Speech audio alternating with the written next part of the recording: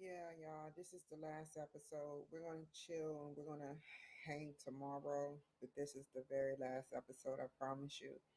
I may put two more, but this is the last episode, I promise you.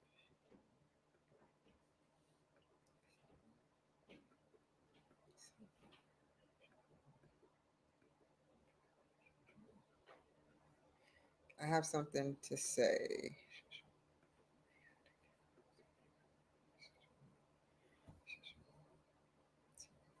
I just want to see something real quick.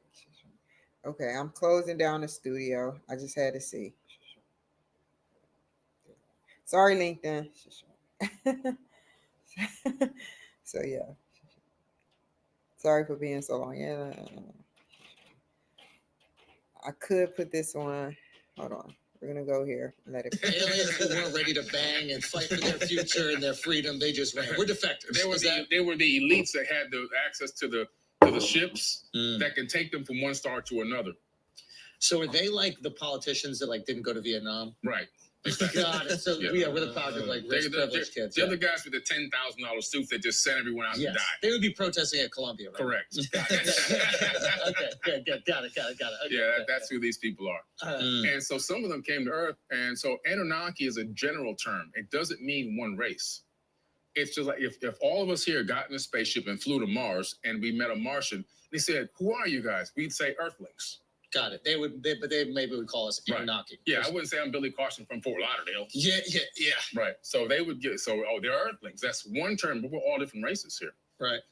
So, but that's so Anunnaki is a term to say those who came from heaven to earth. That's it. In Africa, they call it the Nituru, which means the same exact thing. The gods that came from heaven to earth and turned mud into a kingdom. Now, the civilization they built is the Atlantean civilization.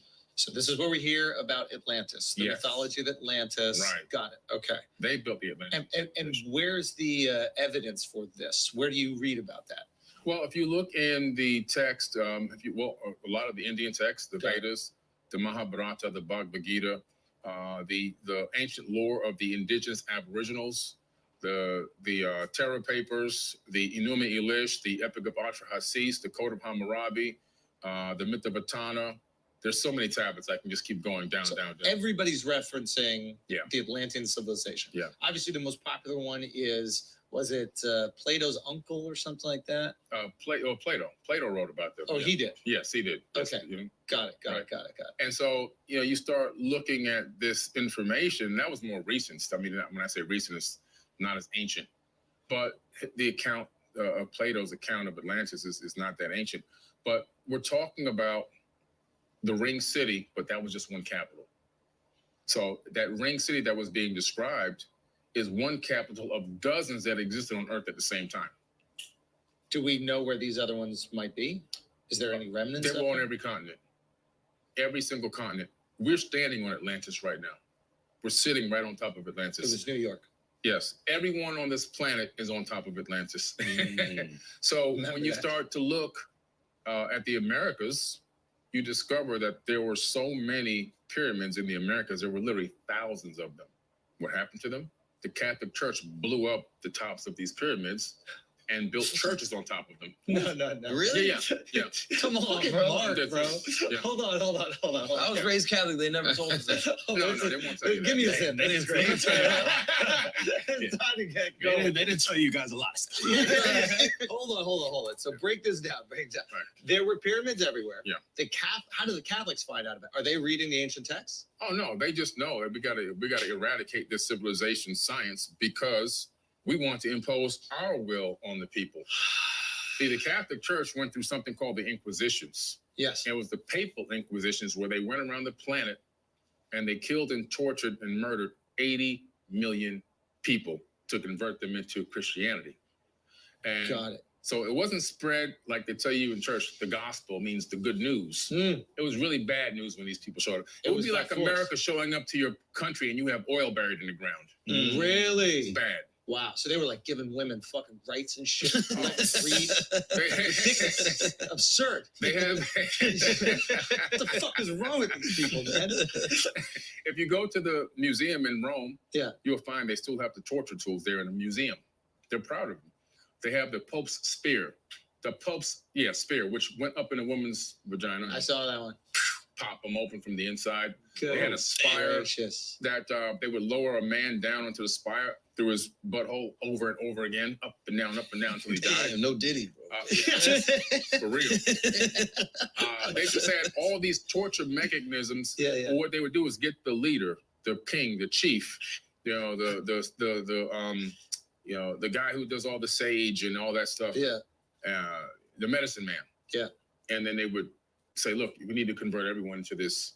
And if you don't, We're then we're gonna going to kill you. You're gonna fuck you from the inside out. Yeah, exactly. Damn. So they would make it. Who would do the fucking? Because I feel like that would be against Catholicism. It was to be one of these people from their church system and be, hey, So there was a fucker. There was a guy who would. There was a guy, he'd connect you and get you lined up perfectly. Yeah.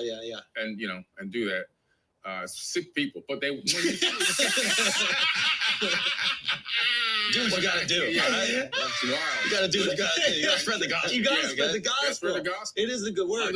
Under the order of Rome. Yeah. And but the big thing Rome said was, look, we got to get this money. Yeah. So what we're going to do is. What would happen if Jesus was on this earth right now? What if the word of the Lord was spread in false tents and like they wanted to confuse the people? Maybe some of it was right, but some of it was tweaked. We're going to convert our pagan system into a Christian system. Mm-hmm. We're going to combine the two together. That's why we have all these fake holidays that are all pagan holidays of Christianity. That's my man Constantine, right? Yeah, Constantine. They just combined it all together. Mm-hmm. Now we got the taxes and we got the offerings. Yeah. We got both. And now we got the people unified. And now we can put our boot on everybody's neck. And so once they reeled up the leader of that village or that town and killed him like that, and everyone saw it, it was like, okay, I'm ready to learn now. Damn. Teach me your language. Talk to me about your God. By the second, third generation, you're born, you're given a name, a race, and a religion, and you don't even know who you are. Wow. So do you know which church in America or which churches are on old pyramids? Oh, no, you just have to go out there. See, anything on, most of the older ones that are on hills with the triptych windows. The triptych windows are the same windows that mimic the three windows that you see in a lot of the pyramids, like in Chichen Itza, Yucatan Peninsula, and all of that. Those older ones. If you go to Mexico City, how I learned this, I went to Mexico City. I got a homegrown archaeologist. He started showing me all the hills and all the old churches. He said those were all pyramids. So it's wild. Like when you go to the Mexico City pyramid specifically. So imagine that. Imagine 2-3 generations, sort of like what happened with our President Biden. The late 80s, people were hating him. In the early 70s when he was senator. The 90s, the same thing. But when the 2000s arrived, the third generation, most of everybody that was a part of his life is dead. And now we have a new generation. And everybody forgot. Specifically, Yeah. They show you what it looked like before and what it looked like after. You can never look at a hill again, Right. and not think it's a pyramid after you go see it. Facts. It's so if go look at it, Are you you talking can about see not Chichen Itza. Yeah, that's the triptych. Yes. Wow. At the top of all Catholic churches, the older ones, they all have that triptych design. And most of the ones that are old in the 1800s built on those hills were. Go to the Mexico City pyramids and do it before excavation. Because what happens is grass just starts to grow in them. Yes. So they just start to look like terrain. Yeah. And, Hills. Yeah, they just big look like ass hills. And people have all these like explanations for like my tour guide. Yeah, look at that. So like if you just saw that, like that black and white picture to the right there. Yeah. Yeah. Tell me that you would never look at that and assume pyramid. Right. Right. Wow. So now I have to look at every fucking hill and go, should we dig this thing up? See? And some of them are just hills. Yeah, some are just hills, but some are these. Right?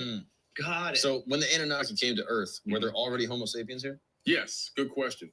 There were already not Homo sapiens, but hominids. No, there weren't. Our cousins. Bad question. They were Homo erectus. They were our cousins. Yeah, they were. But I believe that they were more intelligent than us spiritually. So is it fair to say that the aliens were the first ones to smash monkeys? No, they didn't do the monkeys. We were right? because when we were here, they didn't call us apes. They called us beings. Yeah. And in the Epic of Atrahasis, there was this big war getting ready to happen. And Enki and Lil and Anu were in this place in South Africa called Adam's Calendar, where they found the very first gold mines that human beings were working underneath their boot. Anyway, so the Ijiji, who were the working class Anunnaki, came from Mars to Earth to go to war against them because they felt like they were being enslaved, even though they weren't supposed to be enslaved. They were just working class people. They felt like they were doing too much labor. For 250,000 years, they were working. Whoa. And they came to Earth and they encircled the campus and they said, we're going to go to war. And it was like, well, why? And they were like, well, we've been asking you for relief. The workload is too heavy, and we don't have any women. So that's a big issue. They were complaining about no women, literally in the ancient tablets. And so Enki says, they need a king of diamonds, bro. What were they saying? Enki says, I have an idea. Because they had kind of discussed in a weird way fashioning people. That means like robotics. Okay. But they had talked about their home planet. When they tried that, it failed. So that's a clue as to what AI and robotics can do to a planet. They were like, there's an existing being here, though, that we can add our essence to, talking about genetic modification, and get them to bear your load. So don't make robots, make people that can do your work for you. Exactly. Whoa. Yes. Wow. So they started with that method first. So they're just forcing human beings to do their work for them. Yes. That's crazy. And that's how you bring them the offerings. Yeah. When you bring the offerings, your best harvest and your fresh calves, that's their meat. That's their food. This is what you see in the biblical text. They're eating. That's their meals. They're not going to go out and hunt. I mean, this archaeologist was talking to me in Egypt in 2014 and was just laughing. He was showing me one of the altars. He said, these people were so dumb. He just said his own people. He says they would line up in ancient times for miles to bring their best offerings to the head god. And the god was just putting them all this food in the storehouses. And he showed me where the storehouses were inside these temples.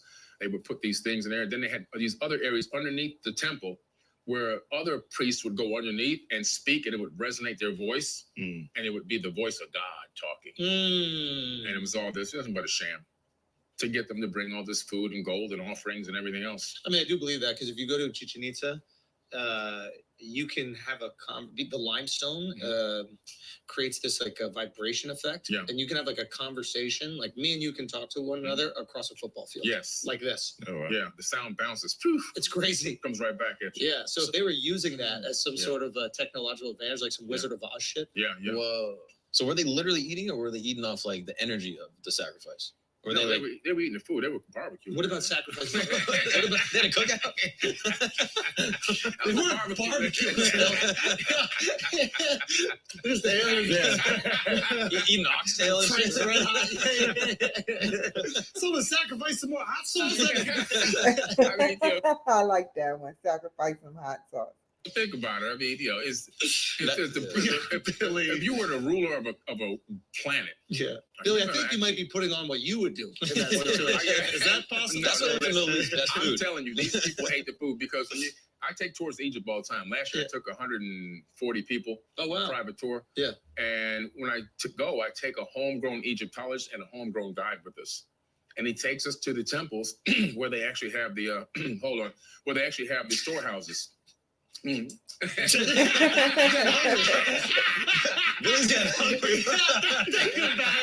It's like that damn barbecue. Hey, man. Listen. Okay, so go. See you there. But they take you to all the different spots. So we take you to the temples and we show you where they would hide the food, where they take all the offerings and where they would store it. Yeah.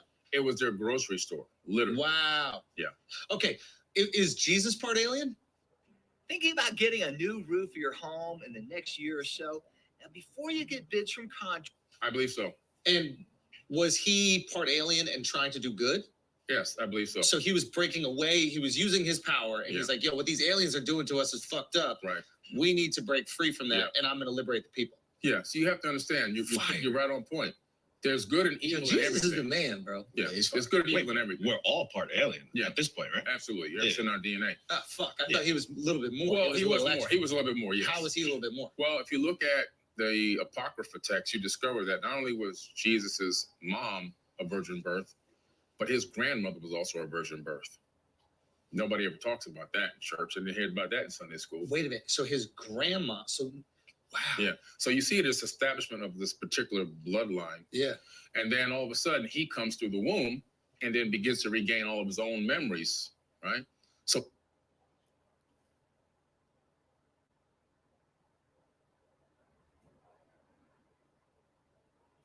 A virgin birth could mean many different things. If you don't have your child vaginally, you can have a C-section.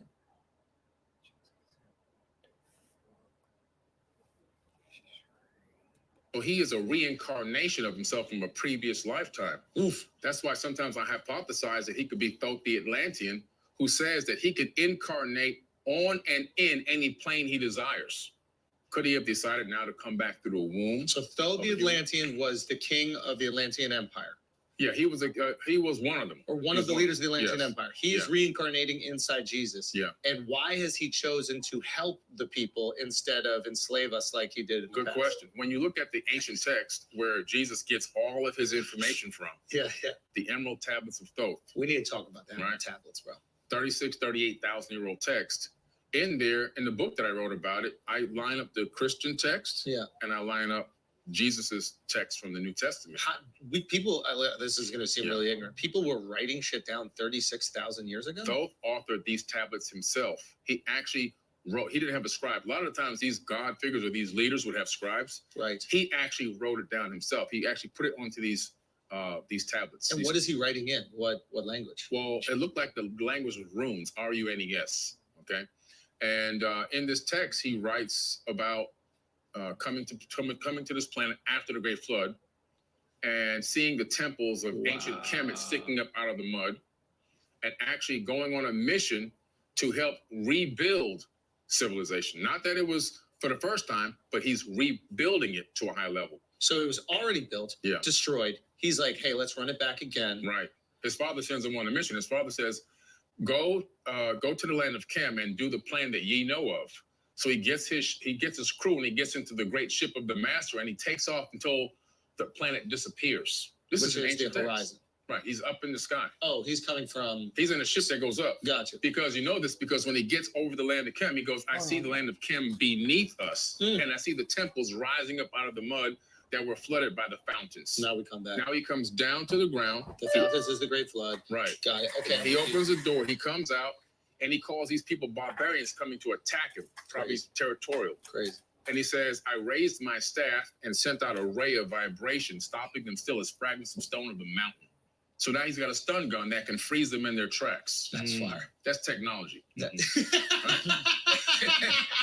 And we have something. So is the spaceship. But But we have something right now in the military called the active denial system. Which is It's the same when exact. gays try to join. No, I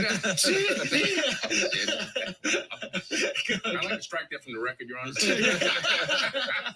No, it's a system that works just like what he described in ancient tablets, where it sends out a beam, a ray. Type an active denial system, put it up there. It sends out a beam at a crowd of people coming to attack, right? To riot or whatever. And it stops them in their tracks. It makes them feel like they're in pain, makes them feel like they want to vomit, put voices in their head. Wow. Whatever you want to do, you can program the frequency into their body to make it do that. Is it? Now, I am tired of the VA lying. I said this since the beginning that there's many different frequencies out there.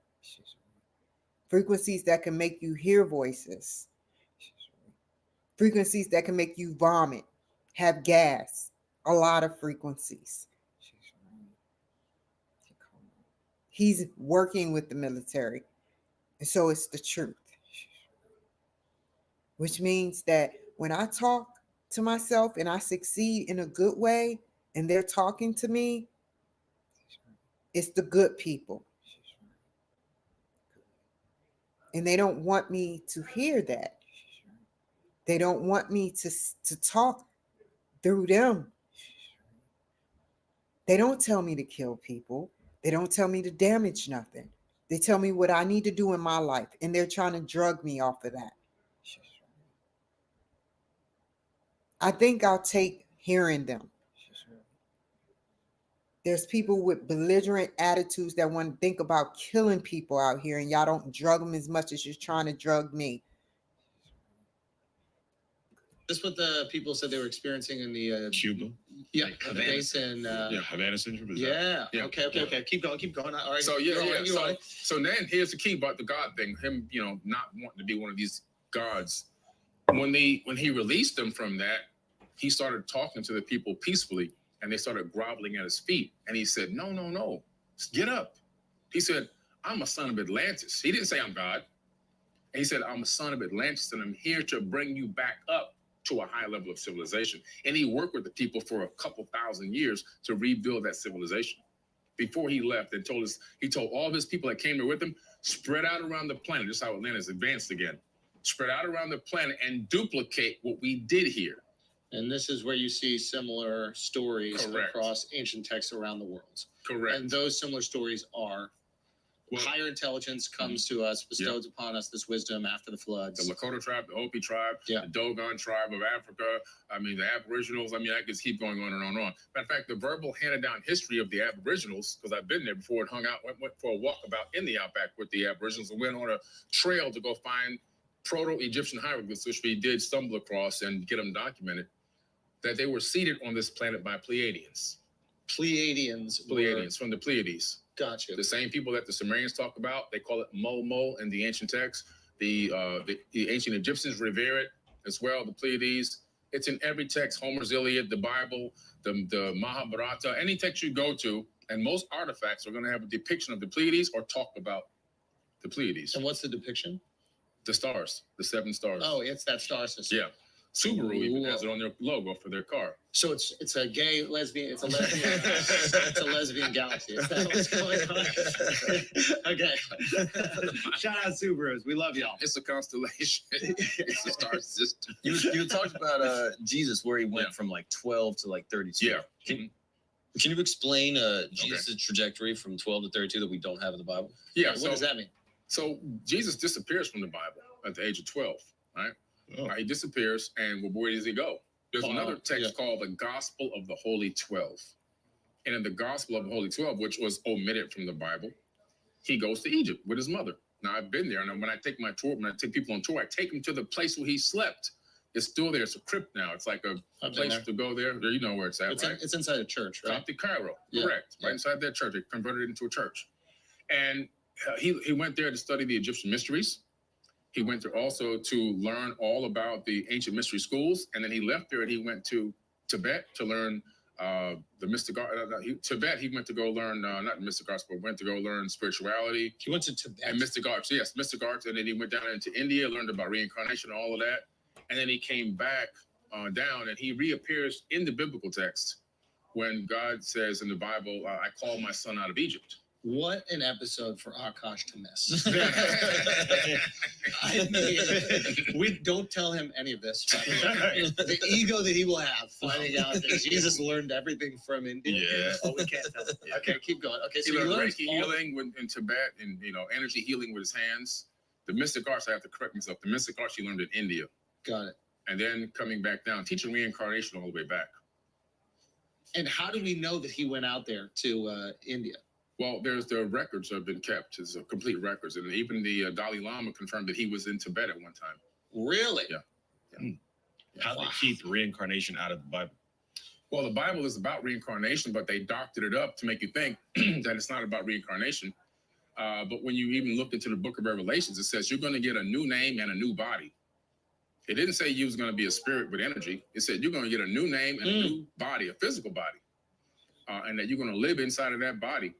And so you're going to come back and be born again. And the biblical text where people are getting confused about this born again, like in the spirit thing, it's really born again in consciousness. Getting dipped into a bucket of water and all of that's a waste of time. Somebody dumping you in the pool and all that, you just get wet. Mm-hmm. Dumping babies and splashing the babies. It's a waste of money, a waste of time.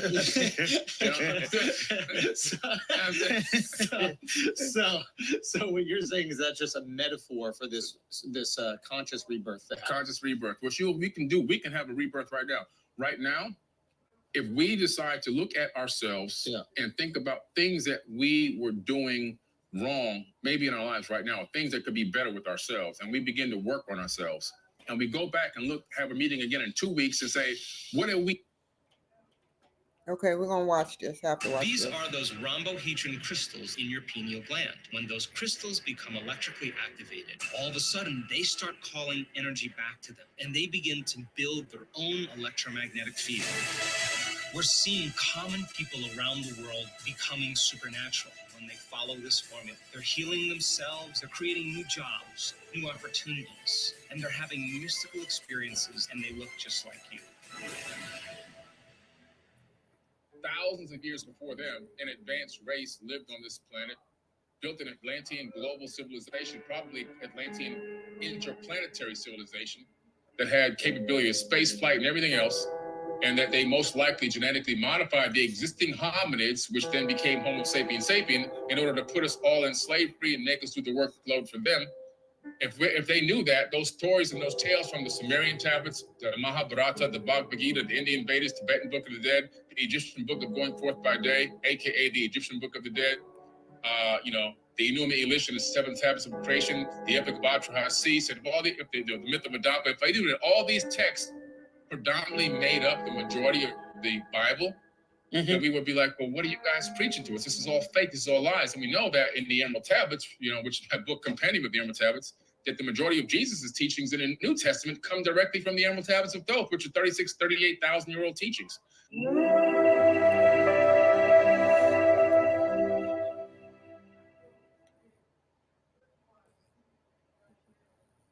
I'd like to welcome back to the show returning champion, Billy Carson. How you doing, Billy? Hey, great. Look, great to be back. Thank you for having me back on your amazing show. Thank you so much for coming back, brother. I mean, our last conversation broke over 1 million. I think it's at 1.2 million right now. So people like you and I having a conversation. So I think we booked this before that. We were just like, I mean, we got to keep talking.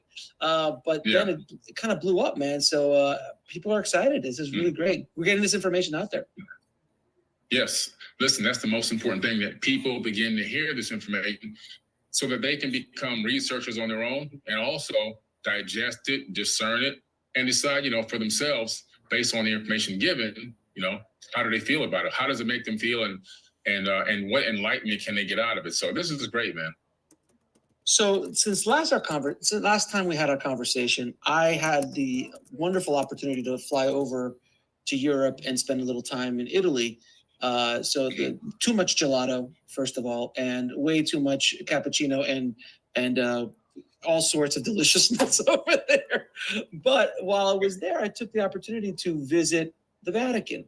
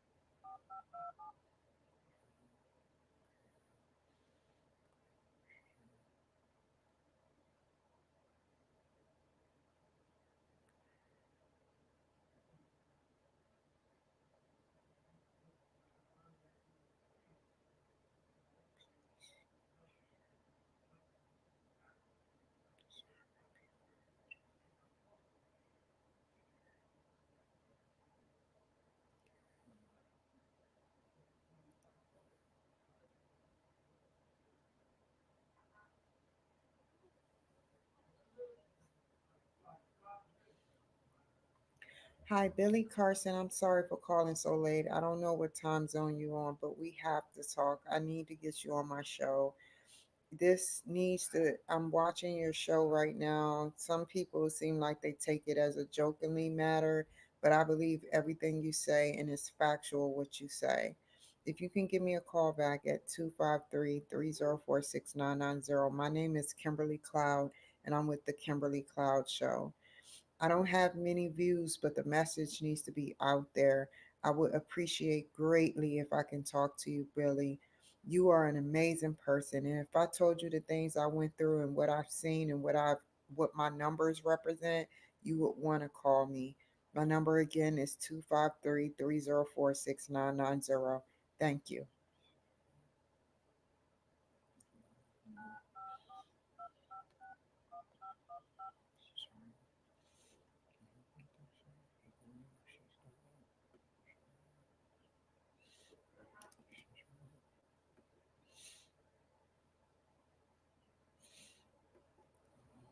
Thank you, Guy.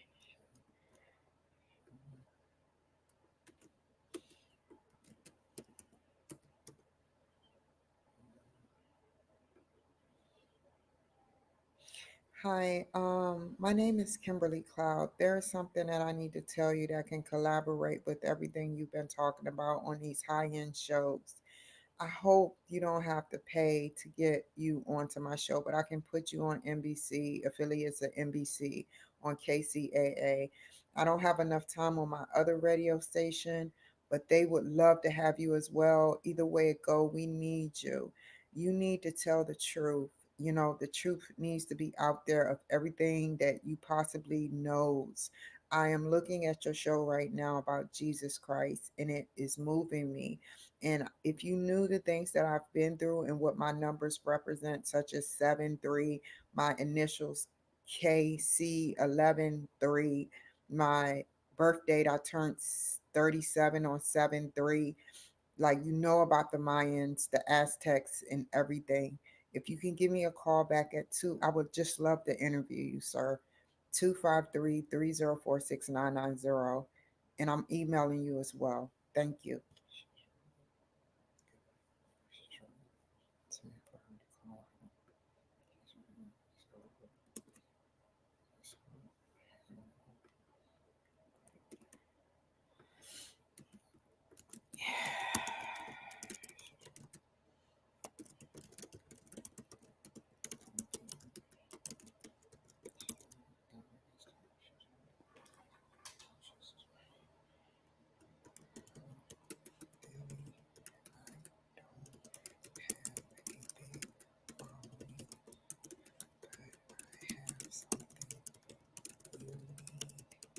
Seriously, my numbers, I turned 37, 7-3.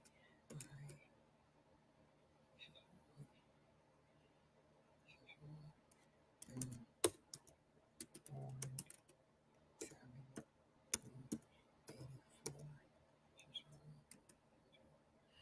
The Mayan numerical system is 24/7, and they created 364 days, which is 311. My initials.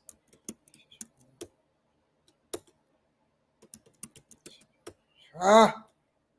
Initials. Please help me. I want you on my show right away to entertain.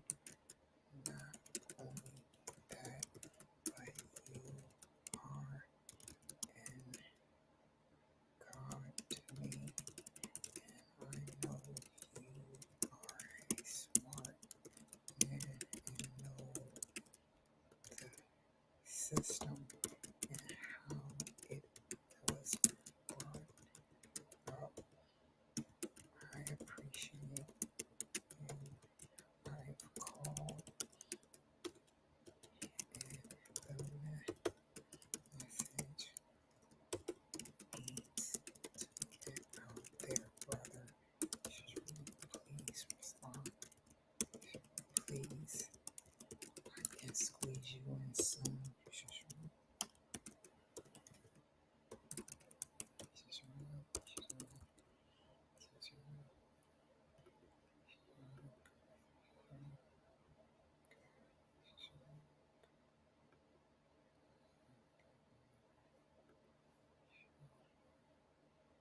Okay,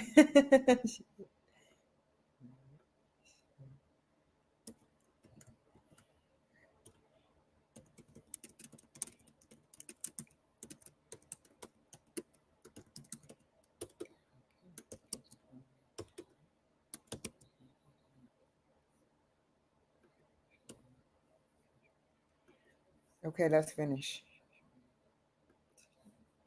In Vatican City. And it was a really eye-opening experience because I went to Vatican Museum, which is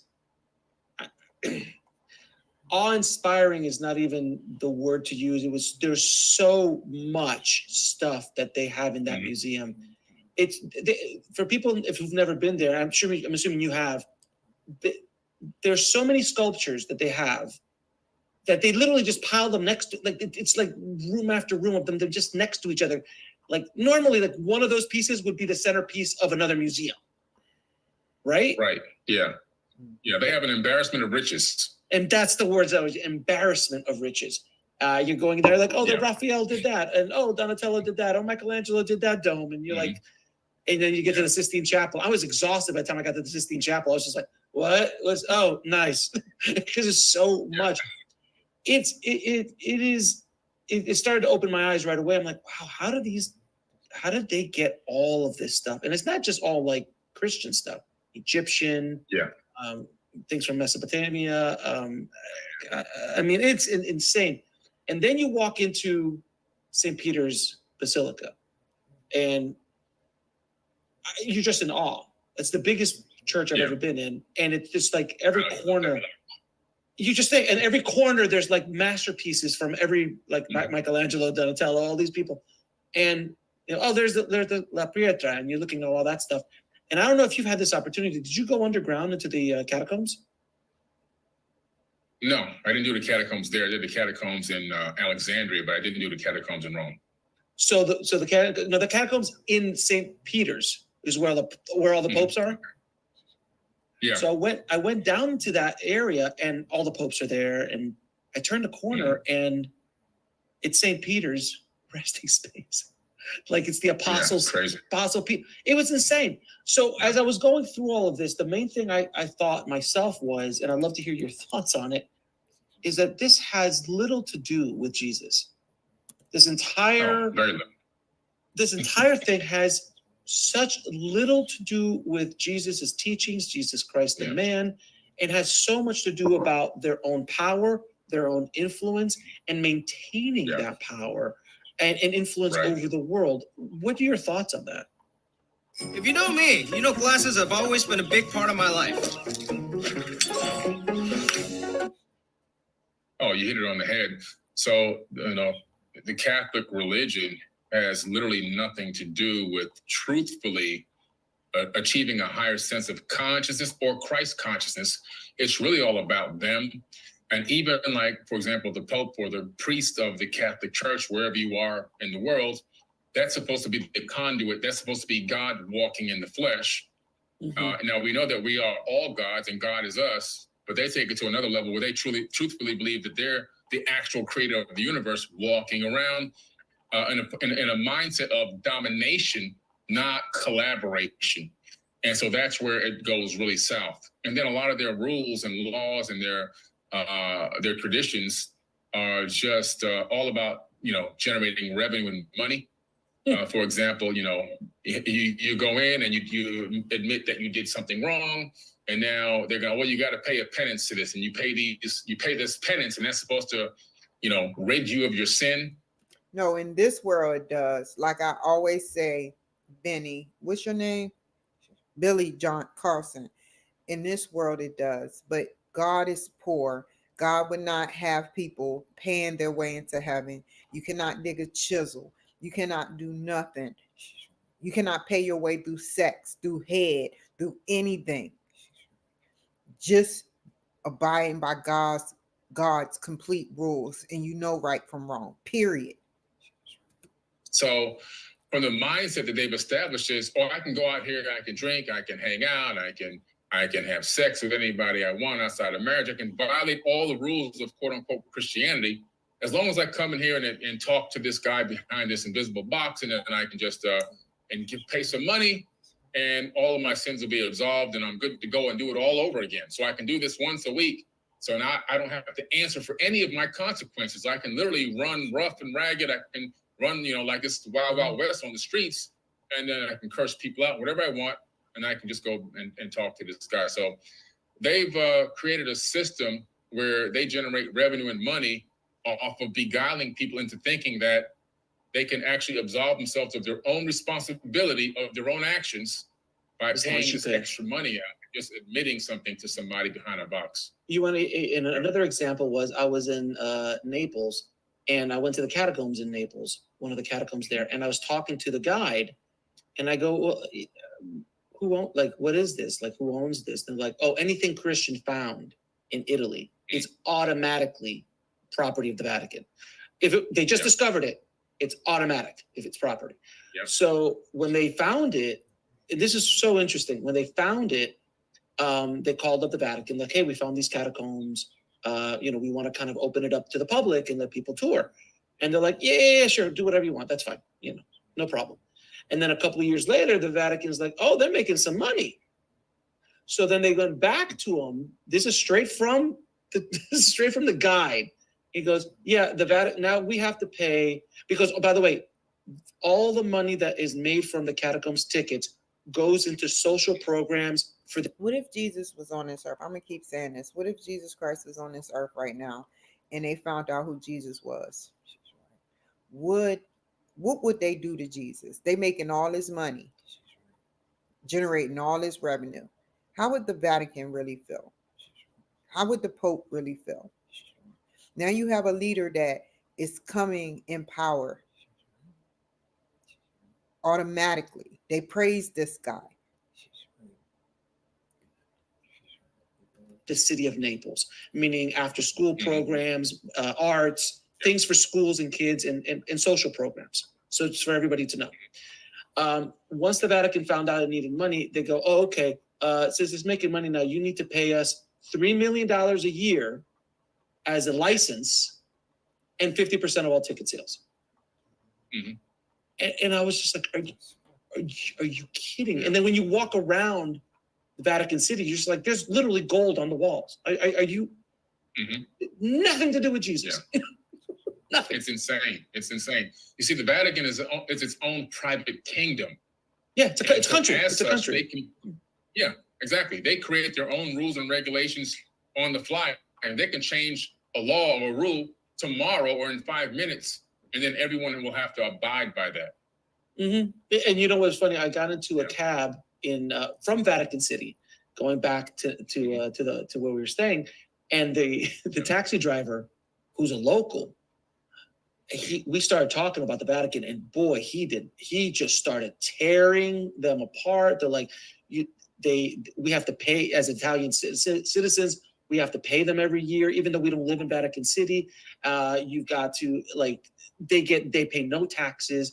They basically still control Italy behind the scenes. There's absolute power behind the scenes. Yeah. They're like, there was a girl that went missing in Vatican City. The family was still trying to find them, but once you're there, it's gone. You're just gone.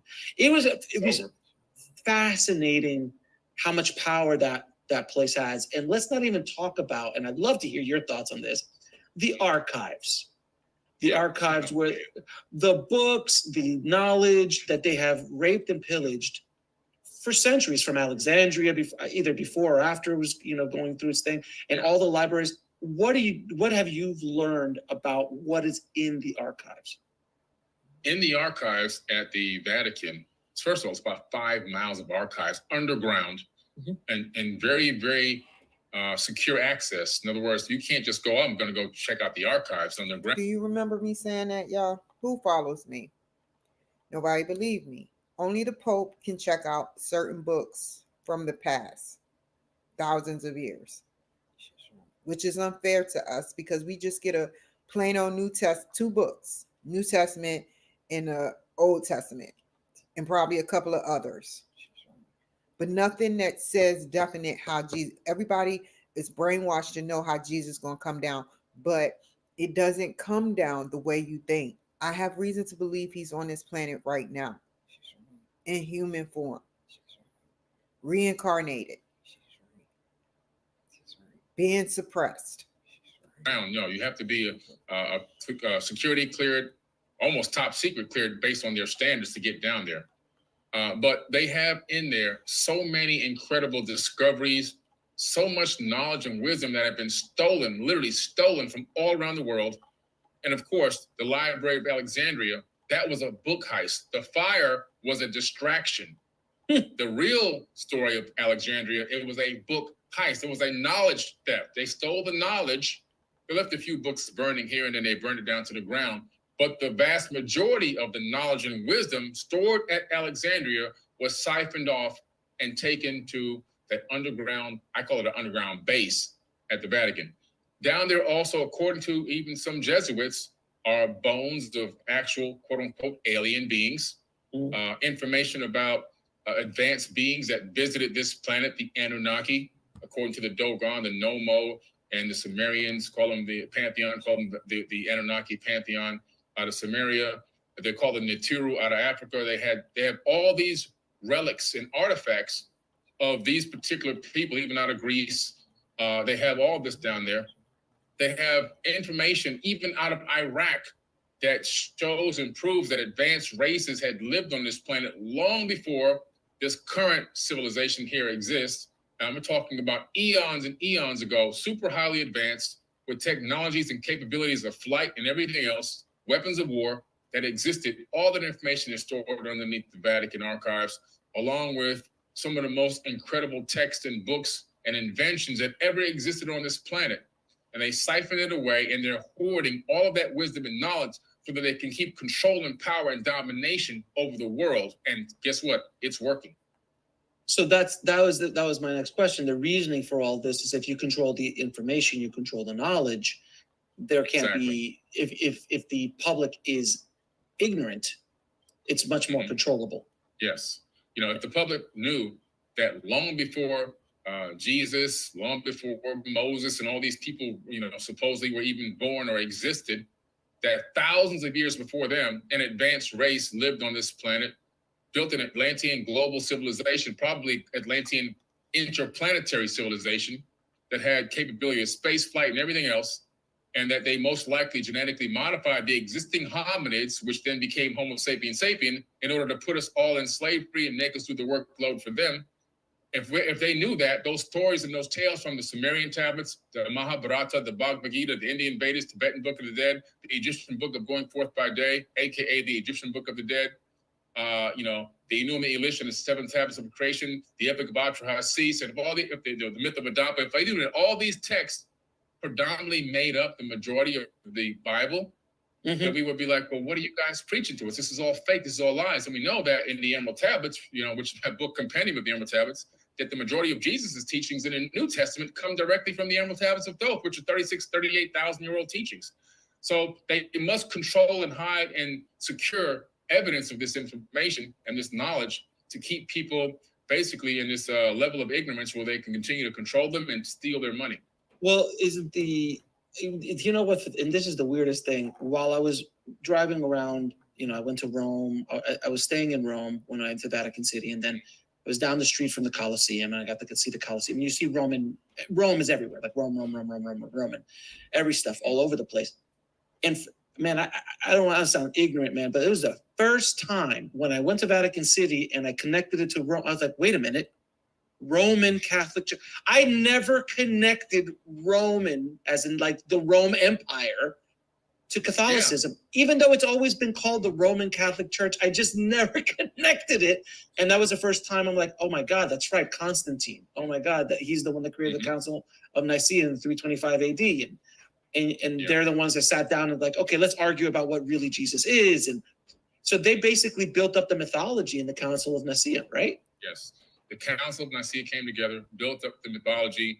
They added to the story. They took from a lot of ancient texts and tablets, and then they kind of curated this book, which they want to call it a canonized Bible, right? So they took from here, took from there, this tablet, that tablet, this scripture, that papyrus, this Nag Hammadi piece. We like this coming out of this text over here, and then they kind of just culminated together and then remixed it, put their own spin on it to make sure that slavery was approved and okay, right? Well, we want to add that in there. Got to make sure the slavery is approved, you know, because people were enslaving each other since back in before the black slaves. I'm talking about in the ancient times, slaves were already going on. Slavery was already going on. Sure, It's nothing new. Yeah. And then so you had that. And then, of course, we want to collect a lot of money. So they have to pay us. We got to make sure we got the money. You got to pay, you know what I'm saying? And you got to do the labor and you got to bring the offerings because we ourselves are not going to go out and hunt and grow farms and everything else. So you guys, you're going to have to bring these offerings to us. We want it already cooked. So make sure it's a burnt offering. Make sure you drain the blood. Make sure it's healthy for us and bring us your first harvest because we want the freshest fruit and the freshest vegetables. We don't want the stale stuff. We want your freshest wheat and the freshest breads. And so people would come down and bring everything to the church and give it all away along with whatever money they had left. And these people would live like fat cats, literally off of pimping the knowledge and understanding of what's going on and tricking people into believing that they had some access to divine power and knowledge when they were just really high-level pimps, is what I call them, man. And no offense, but if you still think stocks, real estate, or crypto are the best passive income investment, the people, you know, the ignorance of the people, you know, you almost can't blame them, but yet at the same time, it's like, how can so many masses of people stand up and fall for this? But it happens. But also, you got to remember the way that they went around, the way that the Council of Nicaea put this in place with Rome, and Rome said, we're now going to dominate the planet with this religion. So they combined their beliefs with the Christianity, right? Because they felt like keeping it separate was creating too much, anger between the two sides, and everybody wanted to go head to head. So, you know what, we're going to combine it. We'll add our stuff in with their stuff, and we'll make it a national religion. Well, yeah, now, they were getting over. Well, they were getting unruly, and Constantine said, "Look, I'll be Christian. I'll be Christian. I'll be Christian. Let's all do this, guys. I'll be Christian. Let's go over here. We'll put a pope up. The pope, he talks to God every day. Yeah. The bishops, they talk to God every few days. The cardinals, they talk to them like maybe once a month, twice a month, and the priests talk to them every once in a while. But it's an ordered thing. But no, we're with you guys because the Christians were starting to get a little out of hand, so they needed to control them. Yeah, they need to control them. So if you can't beat them, join them. That's the mindset, right? We'll add some of our stuff in with theirs. We'll mix it all around. We'll remix it. But now, here's the trick. As Rome was on its global escapade trying to dominate and take over the planet, everywhere they went, they would then instill and install this Christianity, this Catholic Christianity in those areas. But this is how they did it. People believed that Christianity was spread by love and the good news. And no, it was spread by rape, bloodshed, murdering, and killing. And so when they came to your town, they literally would take your women and your children. They would take the leader of that village or whatever. They would show, hey, you guys are going to bow down to us. You're going to follow this religion. You're going to speak our language. And they'll make an example out of somebody. And then everybody else would follow suit. And if they didn't, then they would say, okay, we're going to give you a lot of these torture devices. They would have the Pope's spear, all right, which is still in the museums right now. They would stick that into a woman's personal parts, and it would explode on the inside of her. They would have this triangular pyramid with a spire on top, and it would reel a man up and down and let it go up into his back door over and over again until he died. And they had all these torture mechanisms. They tortured and killed over 80 million people over the course of 700 years under the order of the popes in order to spread love and peace and Christianity all around the planet. And so, but this is, again, all with the authority of Rome. So this global conquest to spread this and collect money was all done by bloodshed and torture, not by love and peace. So just as Jesus says, love thy neighbor and do unto others as you don't do unto you, but make sure that you bring a check, cash, or Venmo. I love that. Okay. I don't remember Jesus saying these things. No. And it's fascinating, like you see all of this when you walk into. By the way, I don't know how many churches I walked into probably 30 churches because they're everywhere in Italy. Like you can't everywhere you turn. There's a huge church, and then 2 blocks later there's another church. And it's like there are churches everywhere, and every single church I walked into, no matter how rinky-dink it looked from the outside, you walk in, masterpieces on the wall, on the ceilings, scrub. It was no matter where you went. It was nothing like here in the States. Here you walk into some churches and they're very humble and there's no such thing as a humble church in Italy. It was just, so as you as an ignorant person from the field or from the country, and you walk into St. Peter's Basilica and you don't understand anything, you have to believe God is here because it's just something so grand. So grand. And, I consider myself a fairly educated person. And I walked in and you're just in awe. You're in awe of it. So I could say, wow, if I didn't know better, you could easily fall into this. I mean, it's. Yes. And then let's not talk about the marketing campaign of hiring every great master artist of the last 500 years and commission religious, that's why every time you go into a museum, it's always generally speaking, always Jesus or some sort of religious depiction because the Vatican paid for it. Now, let me tell you something that happened to me up in near Loveland, Colorado, about an hour away. Are y'all watching? Even if it's 0, it's okay. Okay. I have to tell y'all this. I stole the Bible from, it was a Catholic Charities place. They were doing evil stuff. It was a cross-dresser that did not like me. And I started trying to stay in the church part of the shelter. And they said, well, you can only have 10 minutes in the shelter, in the church part. Other people want to use it. Then they started putting pentagrams to disrespect God. And when I couldn't convert, I started seeing people come in and they would sit up there and they would try to convert me into demonism.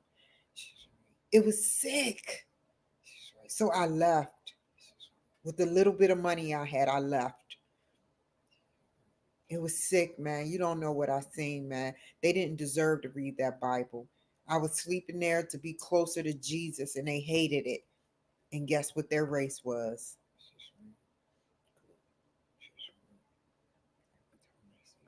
For all of that, right? Am I right? Exactly. Absolutely. Even the depiction of Jesus was switched over to the face that became the global popular face. That was actually Caesar Borgia, who was actually one of the sons of an actual pope and killed his own brother to try to take his place. This guy was just an evil, brutal, killing ruler. His father commissioned the artist to paint his image as the image of Jesus, and that image still propagates the planet till this very. Now, please tell us more. Every day. So the image that a lot of people are praying to is not the Jesus that they think it is, but actually a natural born killer. And it is that's true because it was just propaganda. That was the propaganda of the day, were these master works of paintings and frescoes and things like that. That was the propaganda of the day. That was the art of. That's the only way they could get messages like this out there. So because of this one artist, you have these images. But generally speaking, if you go back far enough, Jesus wasn't a white guy with blue eyes. That doesn't make it. He just wasn't, right? Yeah, he wasn't a white guy with blue eyes. If you read the description, he had bronze feet and he had tight curly hair. So clearly you're talking about somebody that looks like they come from that region, which really is the northern tip of Africa, aka Arabia, in that region. And I've been there, of course, now dozens of times. All those people, the people who are homegrown, they all look the same. Matter of fact, when I go there, they go, "You my brother, you my brother." I say they want to sell me something. Of course, I'm your brother now. But of the course. Of course. But the point is, you get it. Obviously, he wasn't a white guy with blonde hair and blue eyes, but that's a depiction that took hold and took root and has been burnt into the minds. What a great marketing campaign. You want to talk about applied neuroscience. That image is burnt into the brains of people before they even conceived. When they come out of the womb, they're looking for that image. So they did a great marketing and propaganda campaign with that image. They burnt it into the brains of people so deeply, it's embedded in our DNA. Well, look at Santa Claus. The image of Santa Claus was basically a marketing campaign from Coca-Cola And that's the Santa Claus that we all know and love. You know, that's I love Santa Claus. the image, the jolly old man with the white, with the big white beard, and that was just an image created by Coca-Cola. Am I wrong with that? But that's now propagated. So now that is the image of quote unquote Saint Nick. Yeah. It started off in the UK with a gentleman, and then Coca-Cola kind of adopted it and then enhanced it to what they're liking, the way they wanted it to be. A chubby guy. It was first a skinny guy, but they adopted it. They enhanced it to what they wanted it to be, but it took hold again. Like you said, it's great. It's great marketing, great propaganda, subliminal information, subliminal messages and teachings, and it just gives birth into the genome, and it passes on from generation to generation. Same thing happened with this Jesus figure. His name isn't even Jesus. His name was Yeshua. Yeshua, okay? yeah. Yeah, that's the actual name. And so, but again, Jesus, the J is a new letter. It didn't even exist until recently. I mean, so we're talking about, okay, what is really the name? Isus. When you look into the root word of that, and you go back into some of the ancient tongues, you find out it's Hail Zeus. So people that are calling on the name of Jesus all the time, they're calling for help from Zeus, which is actually a converted name from the Sumerian pantheon. So they're calling on Enlil, is what they're calling on.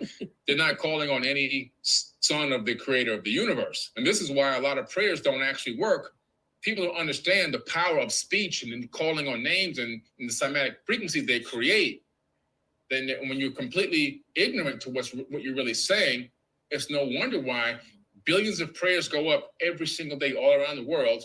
But then again, look at the state of the world on a daily basis. You can clearly see that if somebody has a positive outcome, more than likely it's just luck. And I know this conversation will probably be upsetting to some. And I'm a recovering Catholic. I've said I've been a recovering Catholic for quite some time. So I lived and breathed this, went to Catholic school, had the nuns, the whole ball of wax. And I just hope that this conversation just sparks an interest to investigate it for yourself. Nothing that we're saying here is not investigatable on your own.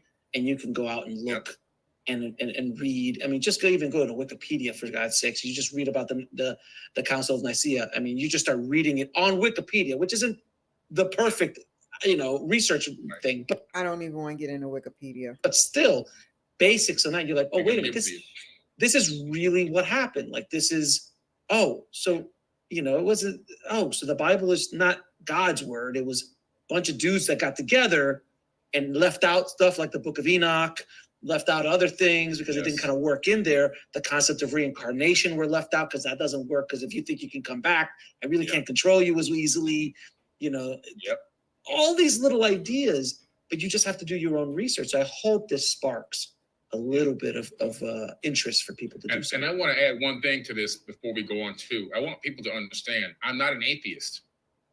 Here's why most coaches don't have a work-life balance. If you're spending tons of time creating freebies, I believe in a creator of the universe. Yeah. Because the quantum physics proves that we're living inside of a creation. There's no way to dispute that. There's no way to doubt it. We're living in a programmed holographic light matrix. That is a method used for this creation, but we are in this. It's created by an entity. I believe that there is a God. I just believe that the biblical version is not specifically talking about the creator of the universe. I believe those are the words of men about men that have manipulated it to be God. And actually, the word God in the Bible is mistranslated by accident on purpose. The original root word for that is gods with an S. And everywhere where you see God singular is actually supposed to have an S on the end. So there's so much going on. There's been tainted so much by man. But I do believe that there is a God. But again, you have to research everything that you believe in, especially if you're looking for this information to carry you into eternity. You should know every little tiny detail about it. You shouldn't just take it point in fact from somebody standing at a pulpit. You should be the expert on it yourself. After all, it is your own eternity. Right, obviously. And then also the problem that a lot of people have with just what you just said is that, like, well, my parents told me. And that nice gentleman who's my priest told me, and my whole family. Listen, at the end of the day, investigate for yourself and what connects you better to the Creator. If going to church every day with a community to pray to a Creator that works for you, God bless. It's not hurting anybody else. Hey man, do you. But if you are interested a little bit in these ideas, try to investigate them yourself, because it might not be pleasant. It wasn't for me when I first started going down these roads. I mean, when I was in my 20s, I started reading, when I started reading Indian philosophies and just going around the world and just started listening to other religions. I'm like, well, they all can't be right and they all can't be wrong. Like, there has to be something here. And that's started the journey where I'm at today. But I hope that people take that we're not just bashing the Catholic Church, though it is bashable for a lot of the horrors that it has done in its existence. I just want you to kind of realize what is really going on. And shows like this and this information, the work you're doing, the work I'm doing, is putting this information out there so people could just start going, And by the way, we're not starting a revolution. People are leaving the church in droves. I mean, the whole priest thing with the abuse, and I mean, they have a problem. And I don't think I don't know. Do you think they'll be around in 200-300 years? Is it? I seriously doubt it. No, they're not. They can't be. Listen, there's too much. They've paid billions of dollars in settlements, billions in settlements for pedophilia and sexual abuse. You can't persist along that path, and so at the rate that they're going with what they're doing, they can't persist too much longer. They still, however, right now hold a lot of power. I mean, even the governments of the world contact the Vatican before they go to war. A lot of people don't even know this. They contact to speak to the Black Pope, not a black man, but a Black Pope. He wears the black garment, okay? He's called a super Jesuit with a sworn oath, a very special sworn oath that I posted online many times. Maybe if we have time, another time we can read the entire oath that they have to read. It's pretty dark. It's a pretty dark oath, and it comes directly from their information. So it's not fabricated or somebody made it up online. And what's interesting is the governments of the world, the superpowers of the world, they contact and get approval for the war from the super Jesuit Black Pope. Think about that kind of power. Think about that level of power. People don't even know a Black Pope exists. They don't even know what a Black Pope is. But because they know the future within the scripture. They know the future in the scripture, and they know it can happen good, bad, and safe. 3 ways it can happen: good, bad, or safe. And based on the way the world works is, if Trump was in office, there would be no war, and the Republicans would have been in the lead of helping save our United States. That's the good. But the bad happened. It cost us our lives. It gave them power. Now, the safe decision would have been to just, it was no safe in this decision. It was either Republican or Democrat. you start looking it up and then research the oath that's taken, it is so dark, it'll make you feel sick on the inside. That's how dark it is. Now, let me ask you, we've talked a little bit about the Great Pyramids and Egypt's temples and pyramids and things like that. Before we dive into a little bit more of that, have you studied anything in India? The temples, and because that is the temples and the archaeological sites in India are not talked about that much in these conversations. It's always Mesoamerica. It's always Great Pyramids, but even pyramids in Japan, in China, in other areas. Go back to Tepe, obviously now, but generally speaking, I don't hear a lot of conversations about India, but they have some remarkable temples, archaeological sites, information in those temples. How they made some of those things is absolutely insane. So what information do you have about the Hindu temples or Indian temples and cities and archaeological? Yeah, I'm doing an amazing, I have a new TV show coming out called Anunnaki History on Forbidden Knowledge TV. And we're just in the beginning stages of filming. And one of the things that I'm doing in one of my episodes is I'm tying together the Kailash temples of India. The Kailash temple is literally a mountain that's carved from the outside going in. Oh yeah, Okay, that's gorgeous. So now as you start from the outside, if the first cut is off by 1 millimeter, you can't finish this to perfection. You can't finish the incredible openings and the reliefs and all the.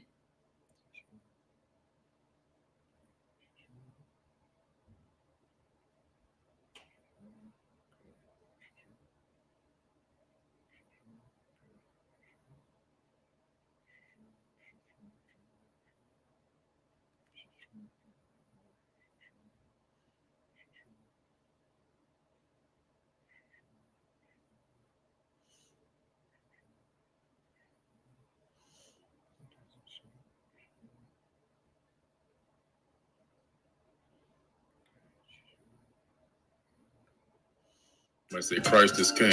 You're gonna find out. You understand what Christ is? Christ is you. We're all Christ. And until you understand that, you're going nowhere. We are all the Christ. Jesus never said he was coming back. He said the Christ would return. And by that he meant the consciousness, the Christ consciousness, the understanding of wisdom and ascension knowledge comes back and returns in every single person's mind. And by that method, the return is us. We are the second coming. Until you understand that, you're going nowhere. When I say Christ.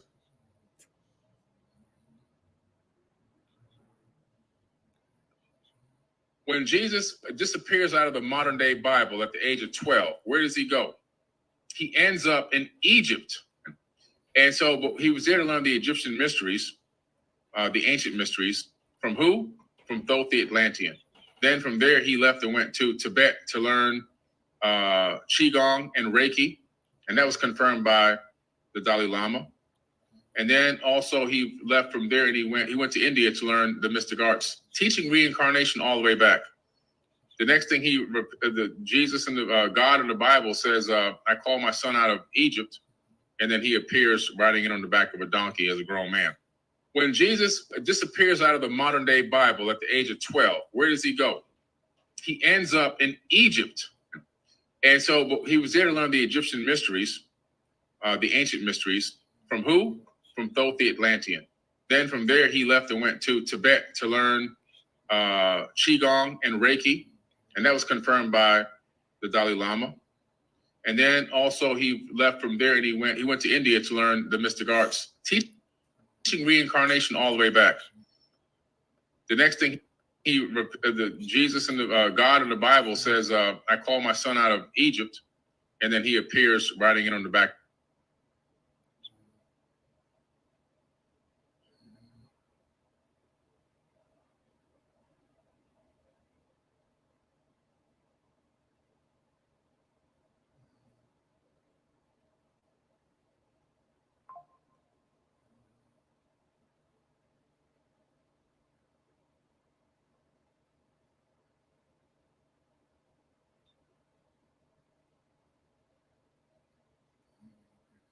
Of a donkey as a grown man. When Jesus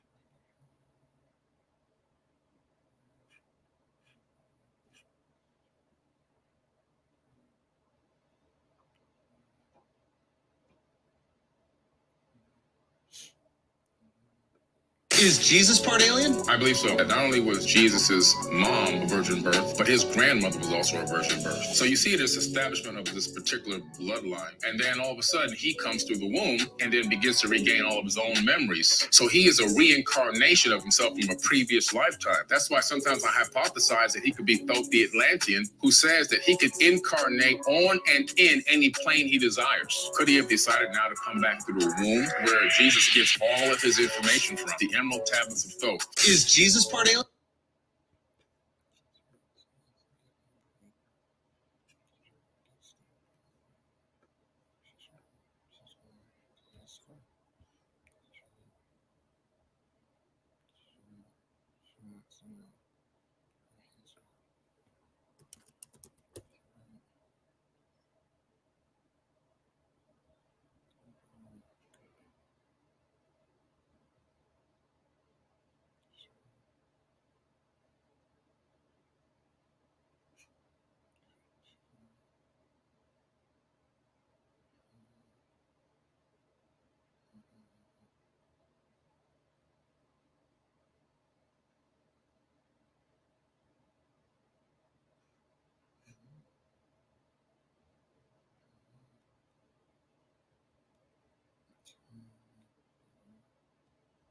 Hold on. That's what it sounds like. Scary. You go to the root meanings of those words, and what Jesus is actually saying is go beyond the mind, because all the powers and principles of the cosmos are available to you. Now that's powerful. Now that's empowering. powerful. And that's an invitation to explore what's possible for all of us. Yes. In another text, you can go to the Gospel of Thomas or to the Gospel of Matthew, and you've got the phrase, the kingdom of heaven is within you. Yeah. So that's the whole cosmic realm is inside you. That means if you look deeply inside yourself, you'll discover the cosmos. And if you look deep into the cosmos, you'll discover yourself. Exactly. There couldn't be a bigger invitation to explore than that. That's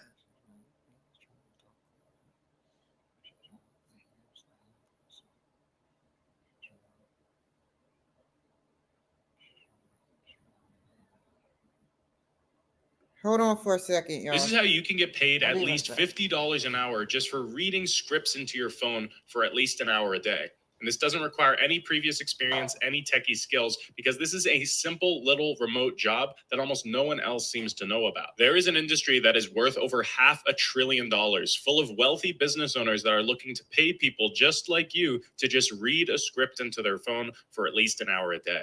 And I know that might sound crazy. Like, why would you be able to get paid for doing something so simple? Well, every time that someone reads one of these scripts, a business owner in this industry could be making anywhere from $2,000 to $10,000, obviously making this a very valuable script. And you can imagine, because of how valuable these scripts are, the business owners in this industry are more than happy to share the profits to the person that's actually reading the script. That would be you. And inside of this industry, normal everyday people are taking advantage of this and actually adding on an additional income stream or fully replacing the income that they're making from their 9 to 5. Because the best part about this type of job is that it's completely flexible and revolves around you, meaning no matter how much or how little you want to work, you can make it fit your schedule and continue making money for you, regardless of how busy you are in your current day-to-day life or how much extra income you want to have coming in. If this sounds of interest to you and you've been looking for a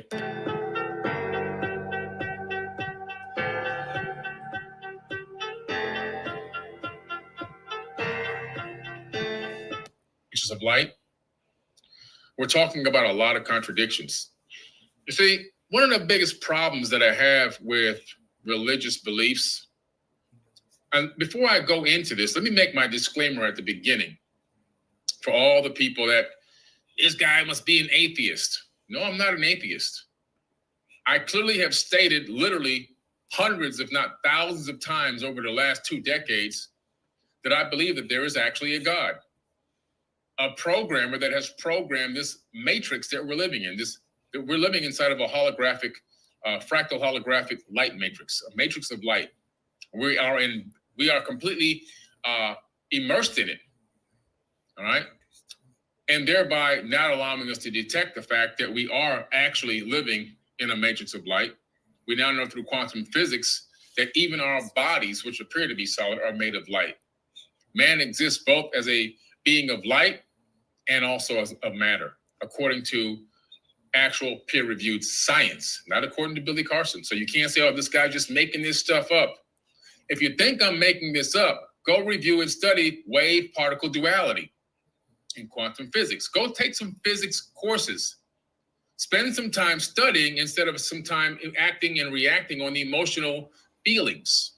Because what I like to do is I'm going to literally rip away and tear down your entire belief system with facts. And I believe that there's a creator. Why? Because the quantum physics and the quantum mechanics proves that we are living in a creation. The method of the creation, which I have explained many times, is a fractal holographic matrix of light. We know that by taking an 8th dimensional quasi-crystal in a laboratory setting, which scientists have actually done, it will cast down, when you put it in a particular angle, it will cast down a 4th dimensional quasi-crystal. And when that's positioned in a specific angle, it casts down a sphere, which is the universe that we're living in. So we know that we're living in the shadow of a higher dimension. This is real science. This is actually real science, not emotions, not opinions, science. So I'd like to make a disclaimer up front and in the beginning. This is not an atheist rant because I'm not an atheist.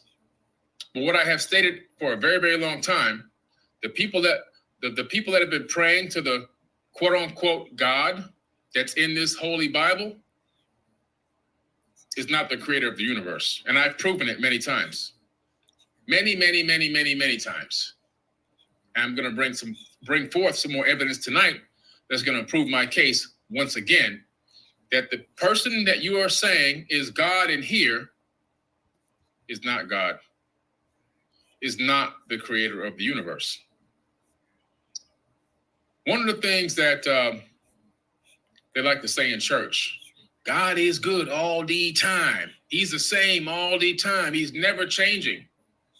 He's never changing. That's the biggest statement that preachers push on you from the pulpit. God is good all the time. He's the same. In the beginning, he's the same as he is now today. He's never changed. Interesting. It's an interesting statement. Never changed. Keep that in mind. All the time. Same all the time. Never changed. Interesting. Well, let's look at what this biblical text has to say, or rather, what God has to say. Ephesians 6:5. Slaves, obey your earthly masters with respect and fear, and with sincerity of heart, just as you would obey Christ. Interesting. Now let's think about this for a minute. You an all-knowing, all-loving God, creator of a universe, and literally can create planets with just spoken word, create living things with spoken word.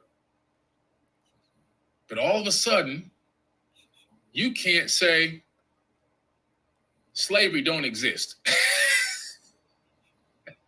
You can't say, I don't want slavery to ever exist in my universe.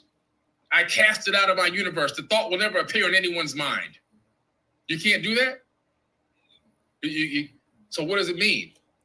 What this means is, you got to remember, the Bible was written by what? People, human beings. They're trying to say that this thing was orchestrated by the God that created the universe. No, it's much deeper and darker than that. If you don't believe me, watch my video that I have on the same YouTube channel. You want to play like Could the that? God of the Bible be Satan? Okay, I'm going to go all the way back. And then digest that one. Hold on. It's on this YouTube channel. Hold on. No, don't play with me. Show me what I did.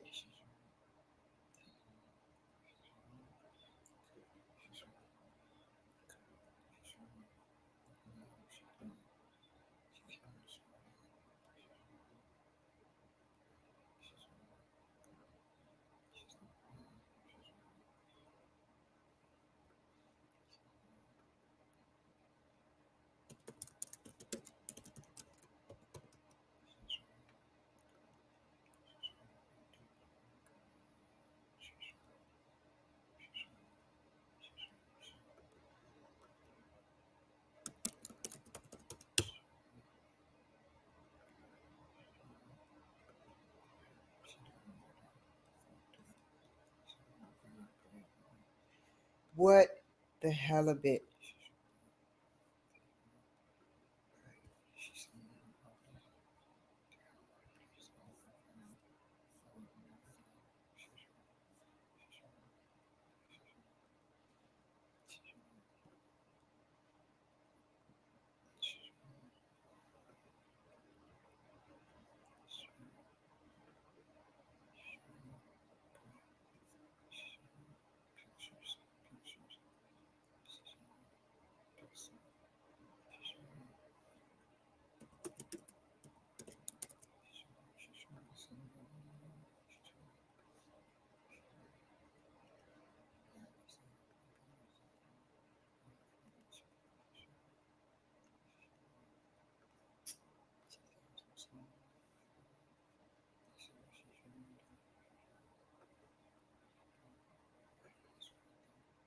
Give me a second, man. You be the judge of this shit.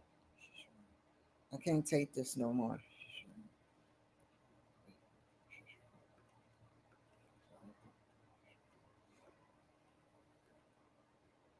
Oh my God, they're making it so hard.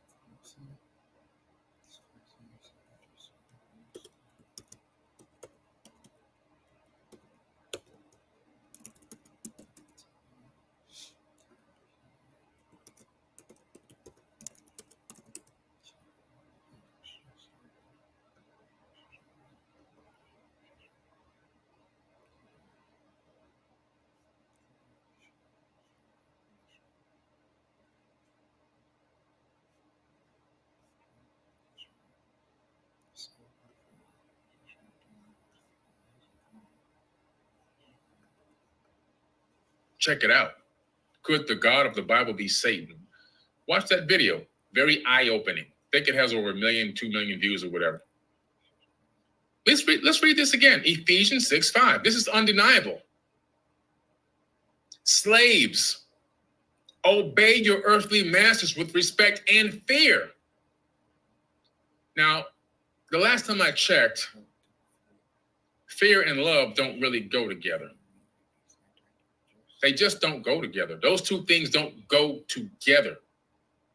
As a matter of fact, my hypothesis, see, I always tell you when I'm thinking about something outside of the receipts. My hypothesis is that most people become religious, in this particular case, Christianity, because they want to protect their asses. They don't want to burn in this quote unquote lake of fire, which I'm going to talk about tonight and expose that fake lake of fire tonight. Make sure you share this video. I'm going in deep. Share this video for all the people out there who's talking about lakes of fire and going to hell.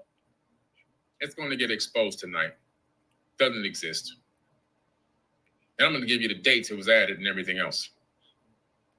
But why would this all-knowing and all-loving God want you to be fearful of your master and accept this slavery? But this is the creator of the universe. God is good all the time. He never changes, right? Never change. Maybe he doesn't, because guess what? He, again, adding gender to a creator of the universe, again, more male energy, more masculine energy, more male dominance, right? Unbalanced energies, unbalanced frequencies. Look what men have done to this planet. We turned this thing into a damn ghetto. Wars, killing, bloodshed, murder, raping, pillaging, 90% done by men. Just a fact. And now, on top of that, here we go again. Right? Here we go again with the foolishness. Endorsing slavery. Let's look at this. Again, why would Christians want to be afraid and fearful of damnation and hate and hatred and attack from their own creator who's all-knowing and all-loving? They're only doing it because they want to save their ass. Just in case this hell and lake of fire actually exists. And if it exists, I played it safe. I snuck on in because I just played the game long enough. And I was able to ask for my last forgiveness of sin. Right before I died, I just made it. Right before I was going to drop dead, I knew I had just 2 breaths left. And I was able to say, save me, Lord. And I was able to siphon my way up into this amazing heaven. So I don't have to get cast down with the infidels. Look at this. Romans 6:16. And you guys wonder where all this slavery came from. You think white people invented slavery? White people didn't invent no damn slavery, because these people who were doing this foolishness were not white. Romans 6:16. Don't you know that when you offer yourselves to someone as obedient slaves, you are slaves of the one you obey, whether you are slaves to sin, which leads to death, or to obedience, which leads to righteousness. They just love slaves in this book, don't they? They just love slaves. And they want you to be damn obedient. You better be obedient. You better be obedient. 1 Corinthians 7:22. And remember, if you were a slave when the Lord called you, you are now free in the Lord. Oh, how nice of you. How nice of you. I can still be a slave, but as long as I'm calling on the Lord and believing in the Lord, I'm a slave in the physical body, but my mind can be free, but my body can never be free. And if you were free when the Lord called you, you are now a slave of Christ. Oh, why, thank you. I can now be a slave of Christ as well. I really appreciate that. Thank you so much. You're so kind. Won't he do it? Come on. Y'all don't hear me, man. Somebody put some chemicals on that cigarette. They keep doing this to me. This is so messed up. I don't know what they're trying to do to me, you guys. They keep putting some type of hormonal chemicals on me. This is TMI, y'all, and I know you don't believe me, but I just had a period, right? And now after I touched that cigarette butt, I am on my period again. And this is weird. I cussed them out, the police, and then I calmed down.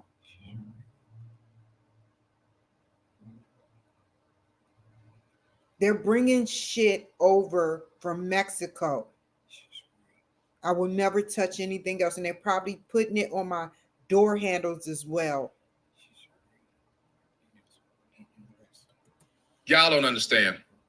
This is complete foolishness. Complete. If you think this is the creator of the universe doing this, if you really truly in your heart believe that sincerely, then you've been fooled to the highest level. You've been duped. When I was in jail, that's all used to happen to me. Every 5 seconds, I would come on my period after eating. Every 5 seconds.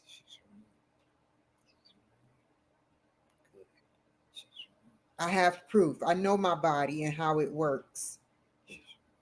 They are sick, man. Leave me alone, man. If I could, I would, but I can't, so I won't. I'm not going to jail for you sick punk bastards. Leave me alone and stop invading my body. to the highest level. As I said in the beginning of this video, my disclaimer, I believe that there's a God, and I believe that there's a creator of this universe, because the science proves that we're living in a creation. The science proves that we ourselves are a creation. However, the one in this book, that ain't it. That ain't it. Way off. Not even close. Not even close.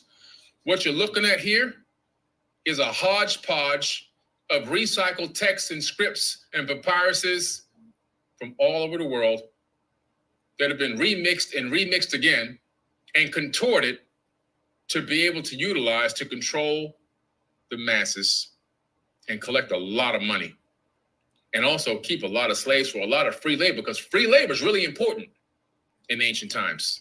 They needed a lot of free labor. A lot. I remember I was in Egypt. The last time I was there was October 2023. October 2023. No, October 2022. I'm sorry. 2023, I'm going again with another 70 people. I had 70 people in 2020. I know it takes 3 to 4 days for methamphetamine to get out my system, but I'm going to go to the hospital and I'm going to make a report on top of the fact that they've been following me and the government has been allowing it. I can't do this no more. I'm going to make an official report on Thursday. And I'm going to get my blood tested for whatever it is that they're putting in my bloodstream. If you can put meth in your bloodstream by touching it, if you can put what is the other drugs? Fentanyl in your bloodstream. There's chemicals out there that they can put that agitates you. 22. We're there in Egypt, and we're talking to a lot of the homegrown guys and indigenous people and so forth. And it's just pretty amazing to see the mindset and the understanding that we have versus what they have. It's like, totally different. The people that are still following the old ways, which aren't that many. There are some pyramid priests, which I talked to. There's a picture of me talking with a pyramid priest on one of my social media accounts. And it's pretty interesting when you get these different ideas and concepts of what has happened in the ancient past and what's going on right now, and what the concept of an actual God is or creator is versus what this book has implied. It's pretty interesting. Pretty interesting. Let's take a look at this. Leviticus 19:20. If a man has sex with a slave girl whose freedom has never been purchased, but who is committed to become another man's wife, he must pay full compensation to her master. Oh, how nice of you to make this law, God. We appreciate that. But since she is not a free woman, neither the man nor the woman will be put to death. Oh, how nice of you. He is good all the time. He really is good all the time. In other words, if I go and take somebody's slave woman and have sex with her, as long as I give him a couple of shekels, I'm good.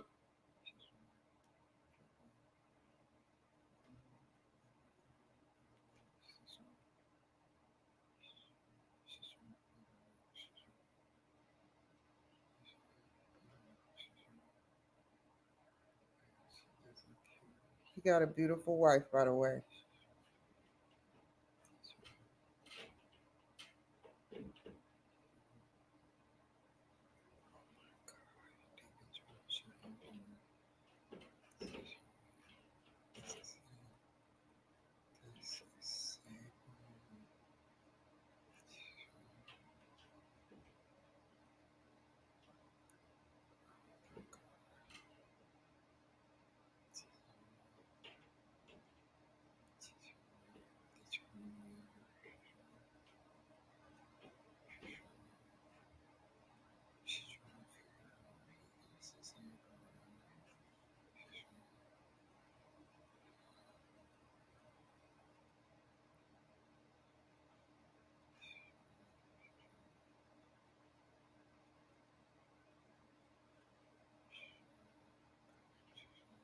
The Garden of Eden was a laboratory, an outdoor laboratory. It was enclosed and had guards at the gates. It even tells you there were guards at the gates in the modern day Bible. What do you mean? Keep them in and keep everybody else out. So they would put humans in a garden as if it was a laboratory to watch them grow like fruit? They would give them times that they can mate and times that they couldn't mate. This is all written in text. They were treated like animals. When they created Adam, they created what they had hoped to be a version of a human that can replicate easily. So after they created him, they then tried to mate him with one of the existing hominids that they had modified. It was more like a clone, and it still wasn't able to reproduce. So what they did was, in the Bible, it says they took out his rib. They didn't take his rib out. They took blood out of his bone, and they took that blood. That's where the DNA is located, and they made a female clone from Adam's bone, which was Eve. So that became the most advanced female, and he was the most advanced male for Homo sapiens sapien. And they were able to then sexually mate and reproduce. They were like mating down so they got the perfect human? Right, that's what it was. Wow. The Garden of Eden was a laboratory, an outdoor laboratory. It was enclosed and had guards at the gates.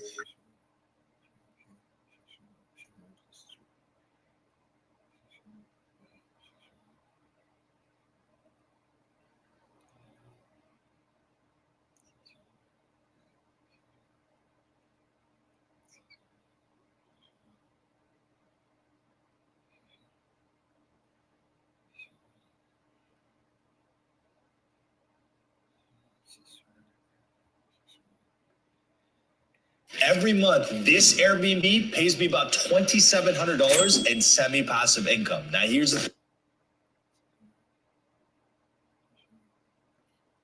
You need this skill.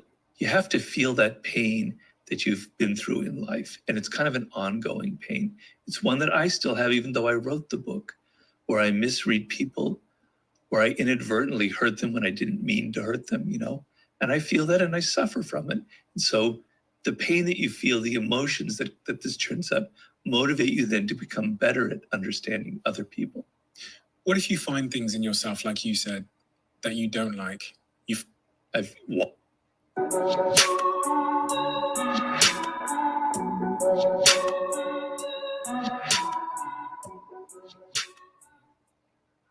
What? You need this skill. If there's somebody in your